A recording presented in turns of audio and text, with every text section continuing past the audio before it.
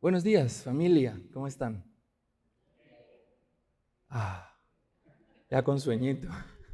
Bien, alegres, gozosos. Sí, los animales. Ya voy a venir yo haciendo así. Para mí es una bendición estar con ustedes el día de hoy compartiendo el estudio de la palabra de Dios. Y hoy quiero comenzar contándoles algo muy personal, confesándoles algo. No es nada grave, no se preocupen. Pero yo lo considero la terquedad más grande de toda mi vida. Fui necio, tal vez fui irresponsable, fui rebelde.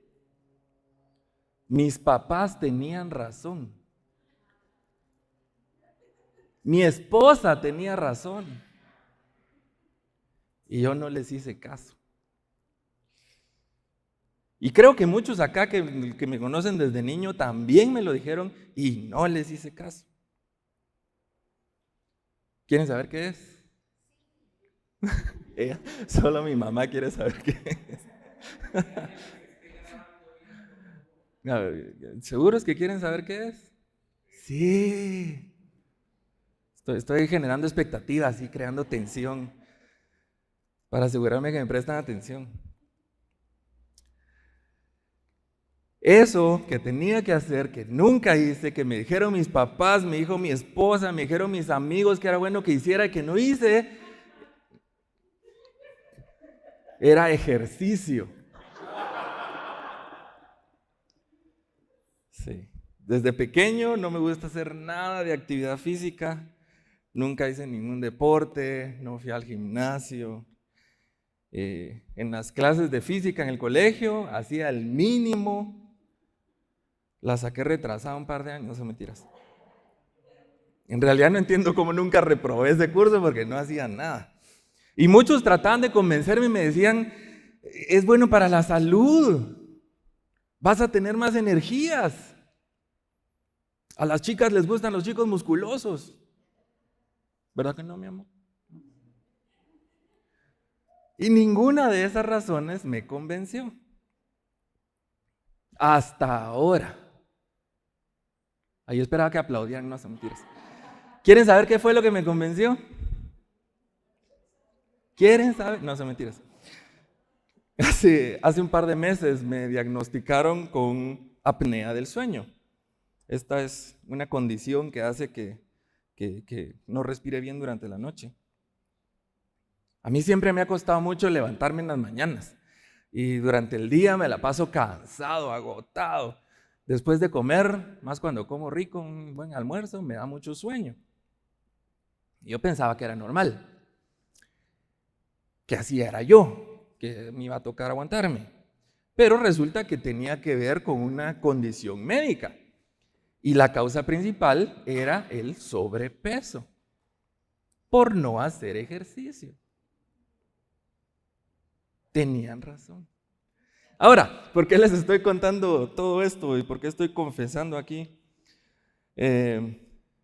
Porque gracias a Dios, esa era la motivación que yo necesitaba. De un día para otro empecé a caminar todos los días, empecé a hacer pesas, empecé a comer más sano, a tratar de comer más sano. Empecé a tomar agua pura en lugar de bebidas azucaradas. A mis 30 y tantos años de edad, logré hacer un cambio fundamental positivo. Y no fue por insistencia, no fue porque el ejercicio se volvió más fácil de hacer, sino que fue porque encontré una motivación real, una motivación personal. Ahora tengo la esperanza de resolver un problema que me afecta todos los días. Y eso me motivó a hacer algo que jamás alguien me había logrado convencer de hacer. Y hoy vamos a hablar de eso, de motivación. Y hoy estamos cerrando una miniserie durante el mes de julio, en donde estudiamos varios pasajes que nos motivan a vivir para Cristo. Y quiero hacer un pequeño repaso para que lo recordemos y cerremos con ese recordatorio. Al principio vimos Efesios 1, 3 al 14, que nos motivaba a reconocer la obra y la gracia de Dios y poner nuestra atención en Él. Colosenses 3:1 al 4 nos motivó a enfrentar nuestros retos cotidianos con los lentes correctos. ¿Se acuerdan de Howard usando los lentes verdes? Que Cristo sea el que define mi identidad y mi propósito. Filipenses 1:21, para mí el vivir es Cristo. La vida cristiana consiste en caminar con el Señor, amarlo y servirlo. Y cuando Cristo es el centro de nuestras vidas, el sufrimiento y hasta la muerte dejan de ser derrotas. Y hoy los quiero invitar a que cuestionemos nuestras motivaciones. Así que les quiero pedir que abramos nuestras Biblias en Gálatas capítulo 2. Pero antes de ir a nuestro versículo de hoy, les quiero contar el contexto, qué estaba pasando. ¿Por qué Pablo está escribiendo estas palabras? A partir del versículo 11, que no vamos a leer, pero les voy a contar el resumen, la síntesis de lo que está pasando. Pedro había estado conviviendo con los gentiles. Si se recuerdan, los gentiles eran los no judíos y por ser judíos tampoco habían estado bajo la ley judía. Entonces su cultura era muy diferente.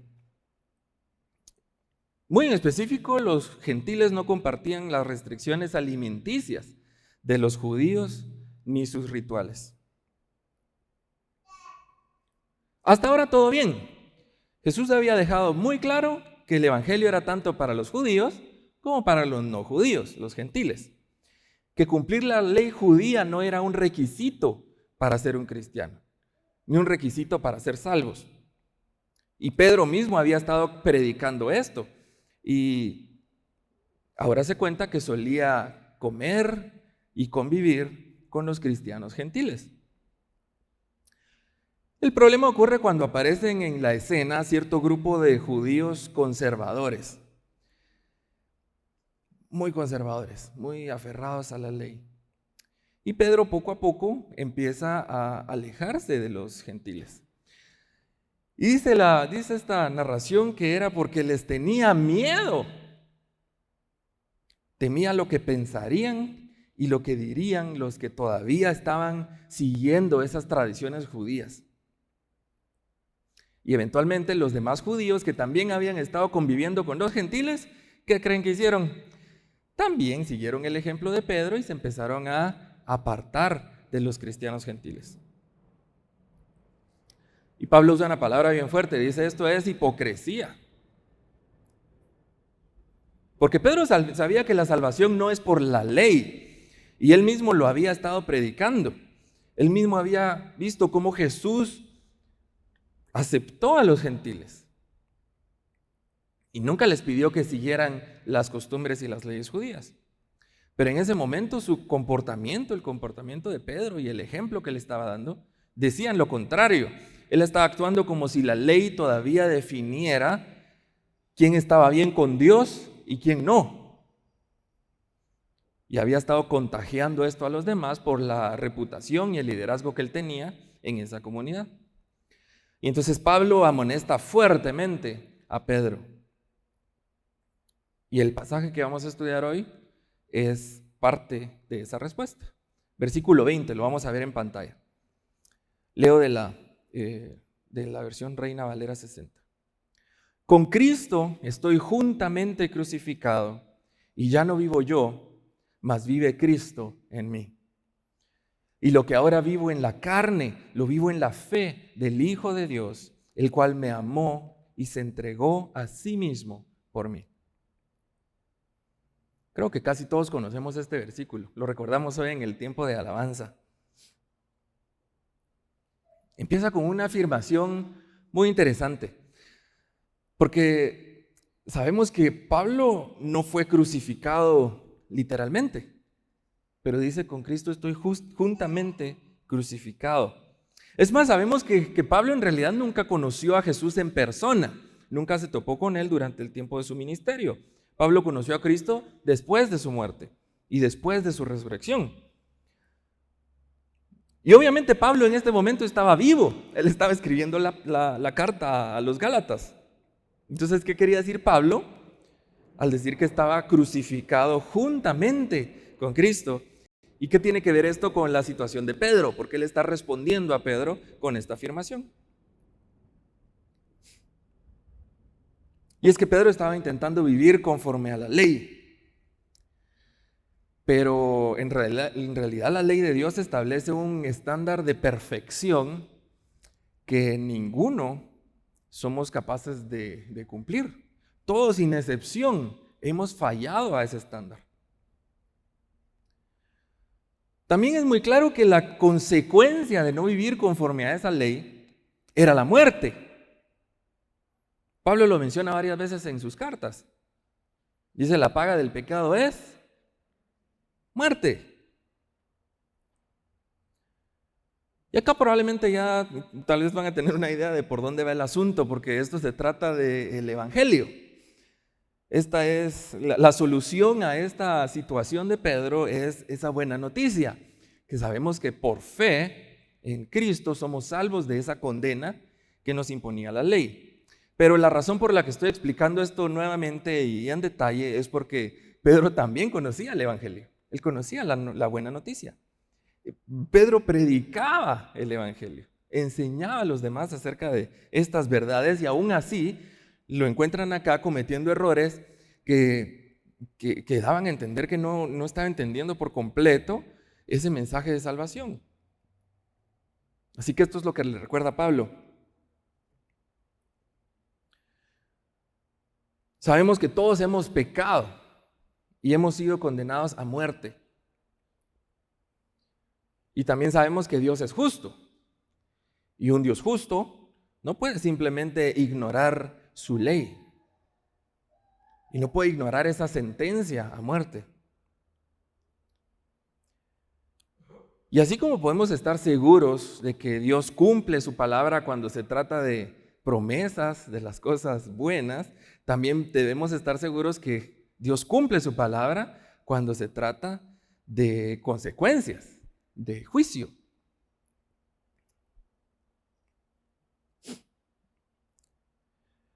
Pero la misma ley que nos condena también establece una alternativa. Y es que un sustituto puede morir en nuestro lugar. Y de eso se trataba del sistema de sacrificios en el Antiguo Testamento. La ley establecía que un cordero seleccionado con ciertas características podía representar a una persona y ser sacrificado en su lugar. El único problema era que los corderos eran imperfectos. Entonces, cuando llega Jesús, el mismo Juan el Bautista lo identifica muy apropiadamente y dice, este es el Cordero de Dios que quita el pecado del mundo. Jesús se vuelve ese Cordero que nos representa, porque era sin pecado. Era el Cordero perfecto, el único que podía pagar una deuda que no era suya, porque él no tenía una deuda propia. Así que cuando ese Cordero es sacrificado, se cumple esa condena de muerte. Lo que Pablo está diciendo acá es que el Evangelio no solo nos salva de la muerte, sino ese mismo mecanismo por el cual nos salva de la muerte, también nos separa de la ley.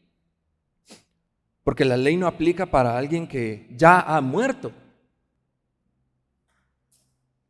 Es como si Pablo estuviera diciendo, cuando Cristo murió en la cruz, cargando con mi pecado, con mi culpa, porque fue mi pecado y mi culpa la que él cargó allí, y Jesús pagó por mi castigo, entonces aunque él fue crucificado literalmente, en cierto sentido yo también fui crucificado con Cristo.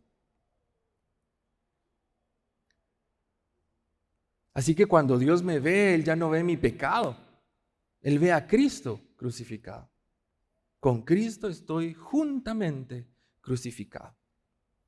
Y ya no vivo yo, ya no estoy vivo con respecto a cualquier cosa que la ley demanda de mí, ya no estoy vivo. Fui crucificado tal como Él fue crucificado, no porque fui clavado a una cruz, sino porque Él fue crucificado en mi lugar.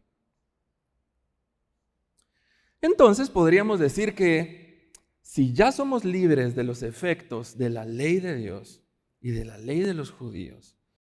Y si ante la ley estamos muertos, y si la ley no tiene jurisdicción sobre nosotros, ahora no estamos obligados a cumplir la ley de Dios. Los 10 mandamientos ya no aplican. Así como ahora podemos comer cerdo y camarón, también podríamos mentir de vez en cuando, ¿o no? ¿Qué dicen? ¿Será que debemos ofrendar? ¿Será que debemos orar antes de cada tiempo de comida? ¿Será que debemos leer la Biblia todos los días? ¿Será que debemos servir en la iglesia? ¿O será que debemos amar al prójimo? La respuesta técnicamente es no. Porque ninguna de estas cosas es un requisito para ser salvos. Y también no cumplir alguna de estas cosas tampoco te puede quitar la salvación. Nada de esto te hace más cristiano que alguien más. Y tampoco nada de esto define si eres amado o no eres amado por Dios.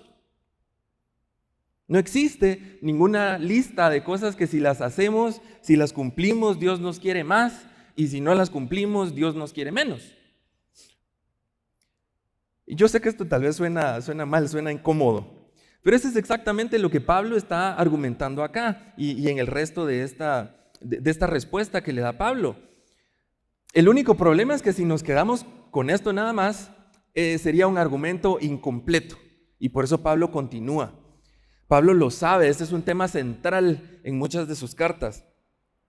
En Romanos también, antes vimos Romanos 7, en Romanos 6 hace una pregunta retórica. Dice, entonces, ¿seguiremos pecando para que la gracia abunde? O sea, ¿nos aprovechamos de que tenemos perdón infinito de nuestros pecados? Y luego Pablo se responde, de ninguna manera.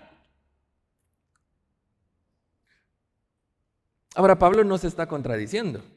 Esto no significa que existe una nueva ley y que ahora estamos sujetos a una nueva ley.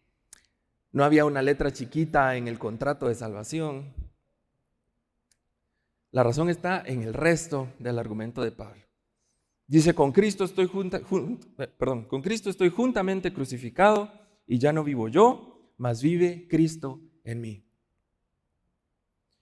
Esta frase, vive Cristo en mí, ese es el corazón de nuestra vida en Cristo y de lo que les quiero compartir hoy. Porque si la ley ya no tiene jurisdicción sobre nosotros, entonces sí, no estamos obligados a nada. Pero eso no quiere decir que no obedecemos a Dios, o que no seguimos sus mandamientos, o que vivimos descontroladamente, sino todo lo contrario. Porque Cristo vive en mí. ¿Lo pueden decir conmigo? Cristo vive en mí. No, pero como que estuvieran convencidos, Cristo vive en mí. Eso. Porque así como su muerte fue contada como mi muerte, su vida es contada como mi vida. Y cuando Cristo vive en mí, mi motivación cambia. Por eso les contaba mi experiencia del principio. Si alguna vez hice ejercicio cuando era niño, no era porque quería y porque me nacía, sino por obligación. A veces hasta por miedo a la chancleta. No, son bromas.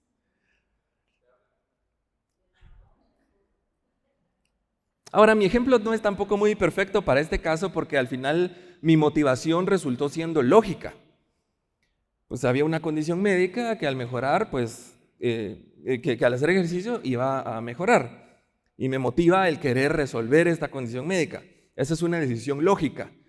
Existe una razón detrás de esta decisión. Entonces eso es lo que no hace muy perfecta mi analogía, pero la diferencia es que cuando Cristo vive en mí, esta motivación no responde a ninguna ley. No responde a que esté obligado a una ley de Dios, ni a alguna ley moral, ni tampoco a una lógica o una razón. Y les voy a poner un ejemplo. Yo puedo darle flores a mi esposa porque las va a poner en algún lado en donde se van a ver bonitas. O podría darle flores a mi esposa porque si no se las doy, se enoja. Me va a alegar. O yo podría darle flores a mi esposa porque la amo y porque sé que las flores la hacen feliz. ¿Ven la diferencia? Las tres motivaciones son válidas. Al final termina con flores. Mi esposa tiene flores. El resultado es el mismo. Pero las primeras dos responden a una ley, a una lógica, a una razón. Como una razón intelectual, ¿verdad? Hubo planificación. Mientras que la última de las razones responde en realidad a mi relación con mi esposa. Responde al amor que le tengo a mi esposa y que ella me tiene a mí. Así que tener la motivación correcta en realidad lo cambia todo, aunque el resultado fuera el mismo. Y cuando Cristo vive en mí, no necesito una ley que me obligue a hacer las cosas, porque son cosas que me acercan al corazón de Dios. Tampoco necesito la amenaza de un castigo. Si dejo de hacer las cosas de la ley o si empiezo a hacer cosas malas, pues ya no va a haber ningún castigo. Pero ahora tengo una relación personal con Dios, porque Cristo vive en mí. Entonces yo no oro solo porque es parte de mi rutina.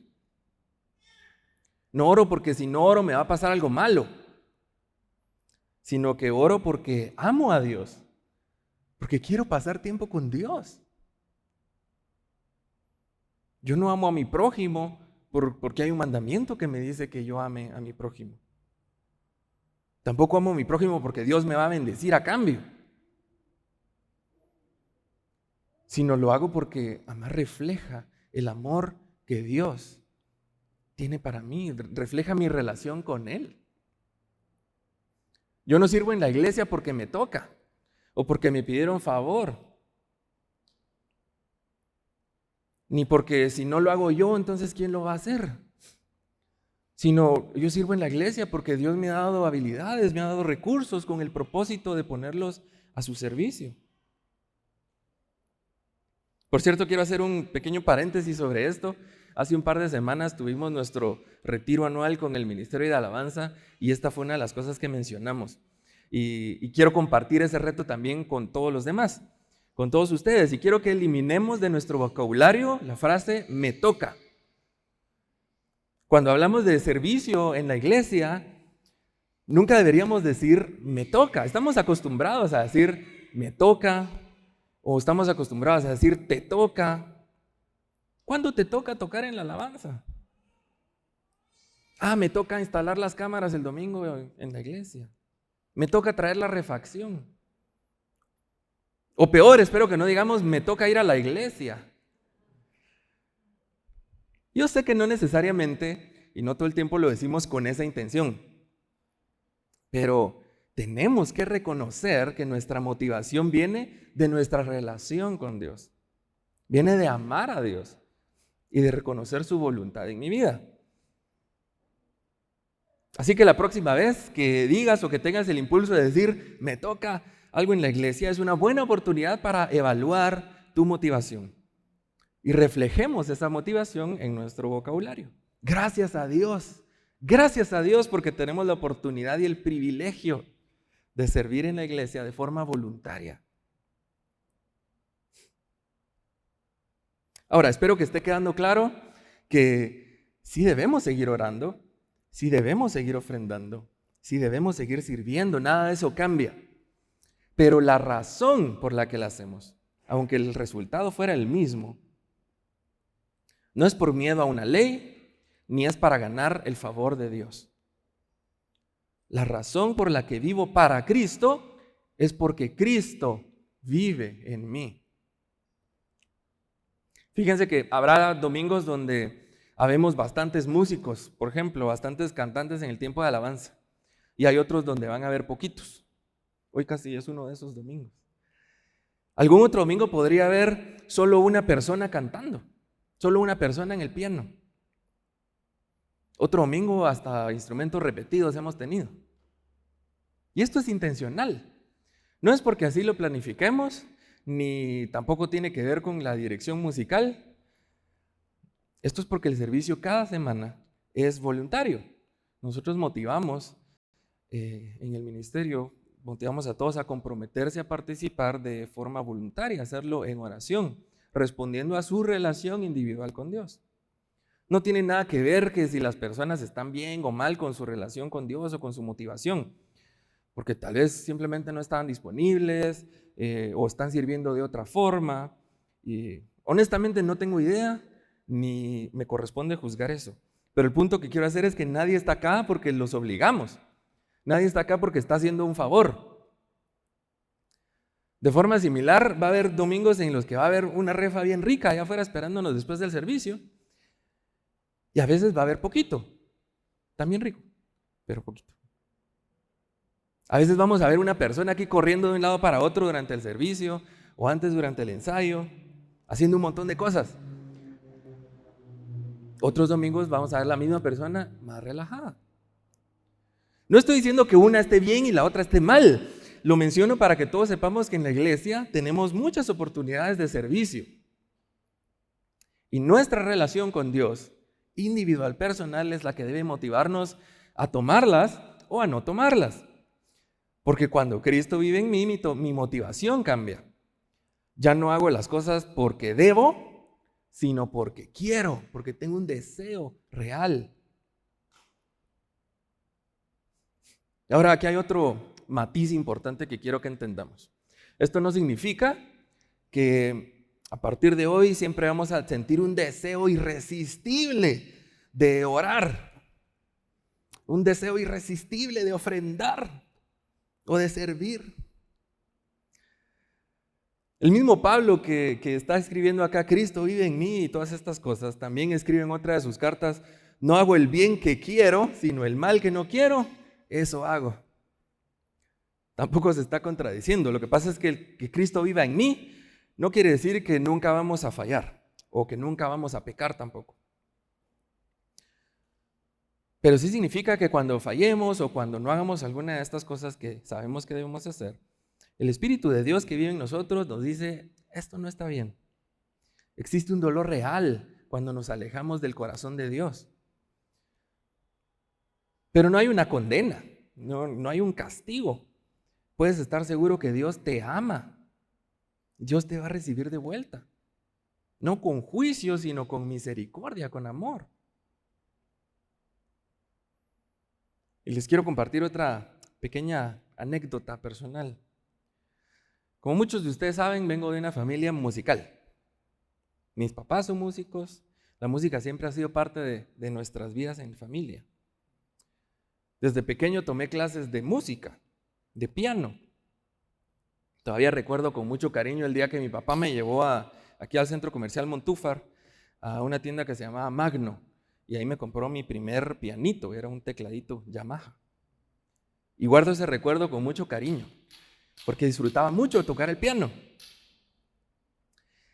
Y cuando ya me sabía un par de acordes, me invitaron a tocar en la alabanza.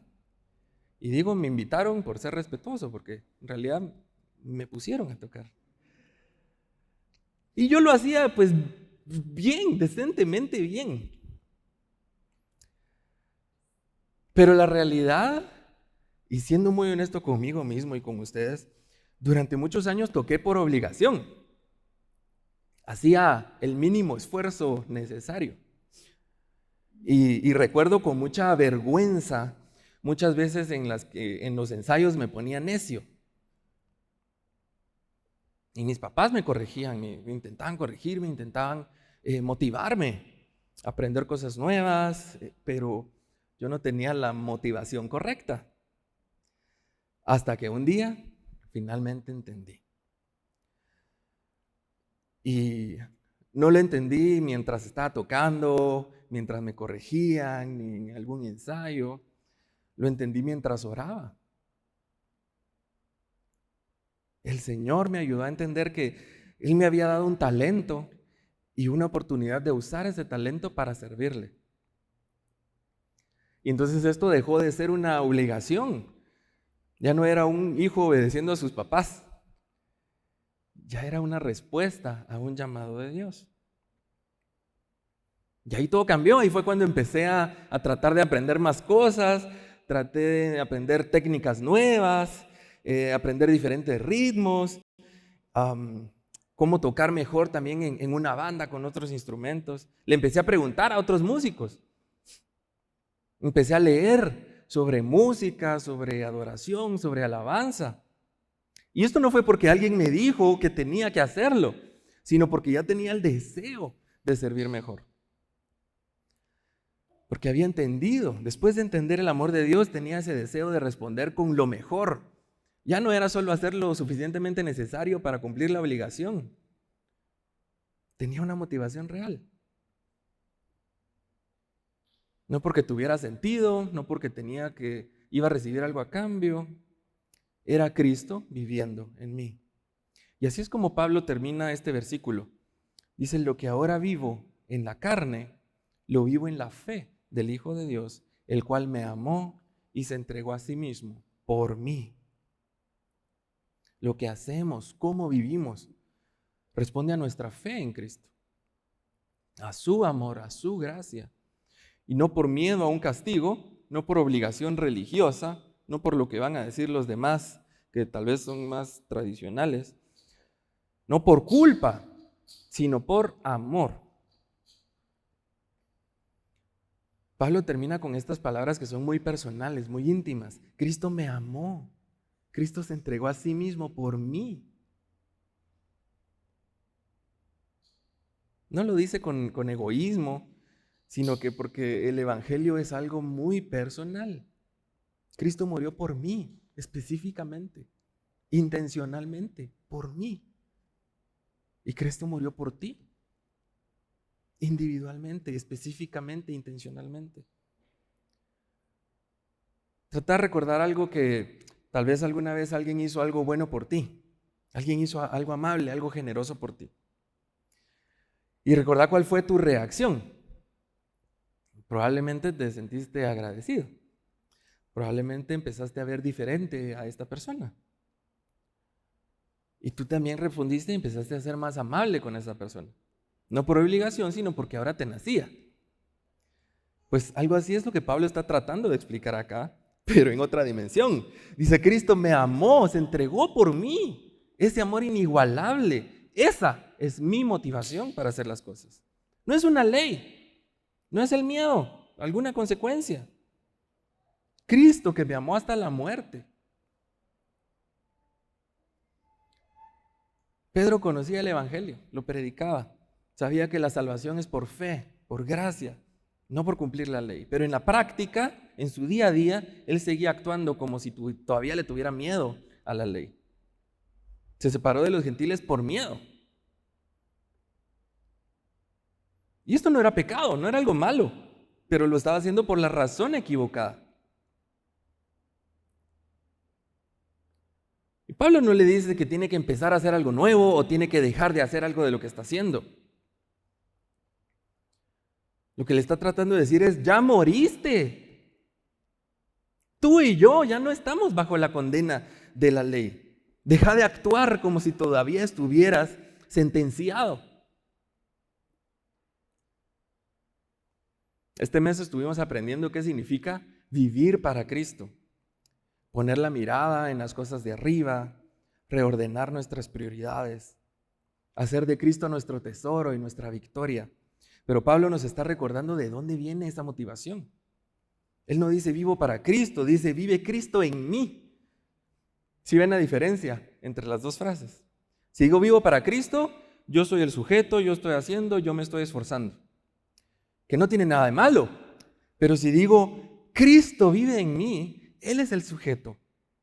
Él vive, Él hizo. Y yo respondo. Así que antes de que yo pueda vivir para Cristo, Cristo vive en mí. Cerremos nuestros ojos y vamos a orar juntos. Padre, qué gozo y qué paz me da tu presencia en mi vida, Señor. Ayúdame, por favor, a no cometer el mismo error que Pablo, a vivir con miedo o a tratar de esforzarme para ganar tu favor, Señor. Ayúdame a que pueda declarar las mismas palabras que dice Pablo acá, Cristo me amó y se entregó a sí mismo por mí. Yo quiero vivir, Señor, motivado por esa verdad. Quiero vivir para ti, porque tú vives en mí, Señor. En el nombre de Jesús. Amén.